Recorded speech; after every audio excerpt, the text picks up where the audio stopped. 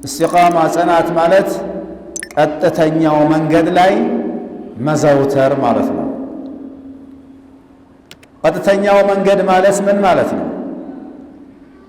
ሲራጥ አልሙስተቂምን ቃሉ በዐዱ ልዑለማ ሁወ አልቁርአን።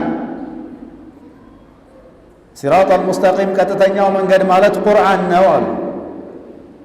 ስለዚህ ቁርአን ነው ሲሉ ቁርአን የሚያዘንን ልንታዘዝ ነው፣ የሚከለክለንን ልንከለከል ነው። አንስተነው ልንስመው ብቻ አይደለም፣